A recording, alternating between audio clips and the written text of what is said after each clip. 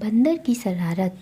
एक समय की बात है जब शहर से थोड़ी दूर में एक मंदिर बनाया जा रहा था। उस मंदिर के निर्माण में लकड़ियों का इस्तेमाल किया जा रहा था। लकड़ियों के काम के लिए शहर से कुछ मजदूर आए हुए थे। एक दिन मजदूर लकड़ी चीर रहे थे। सारे मजदूर रोज़ दोपहर का खाना खाने के लिए शहर जाया करते थे। उस दौरान 1 घंटे तक वहाँ कोई भी नहीं रहता था। एक दिन दोपहर के खाने का समय हुआ तो सभी जाने लगे।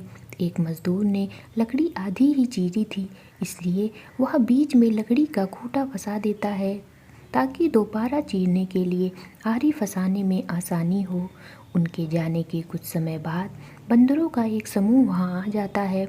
उस समूह में एक शरारती बंदर था जो वहाँ पड़ी चीज़ों को उल्टा पुल्टा करने लगा।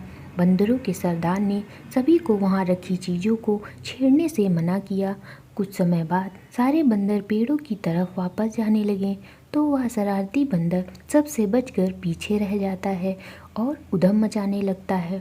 शरारत करते करते उसकी नज़र अधचिरे लकड़ी पर पड़ती है जिस पर मजदूर ने लकड़ी का खूंटा लगाया था। खूंटे को देखकर बंदर सोचने लगा कि उस लकड़ी को वहाँ पर क्यों लगाया है, उसे निकालने पर क्या होगा। फिर वह उस खूंटे को बाहर निकालने के लिए खींचने लगता है।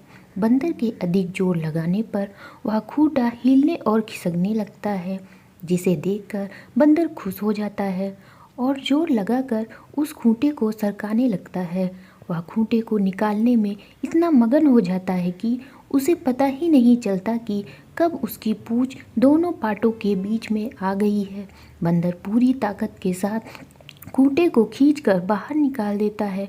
खूंटा निकलते ही लकड़ी के दोनों भाग चिपक जाते हैं और उसकी पूंछ बीच में ही फंस जाती है। पूंछ के फंसने पर बंदर दर्द के मारे चिल्लाने लगता है और तभी मजदूर भी वहां पहुंच जाते हैं। उन्हें देखकर बंदर भागने के लिए जोर लगाता है तो पूंछ टूट जाती है और वह चीखते हुए टूटी पूंछ लेकर भागता हुआ अपने झुंड के पास पहुंच जाता है। वहां पहुंचते ही सभी बंदर उसकी टूटी हुई पूंछ देखकर हंसने लगते हैं। कहानी से सीख। इस कहानी से हमें यह सीख मिलती है कि हमें ना तो दूसरों की चीज़ों के साथ छेड़खानी करनी चाहिए और ना ही उनके काम में दखल अंदाजी करनी चाहिए। ऐसा करने से हमें ही नुकसान होता है।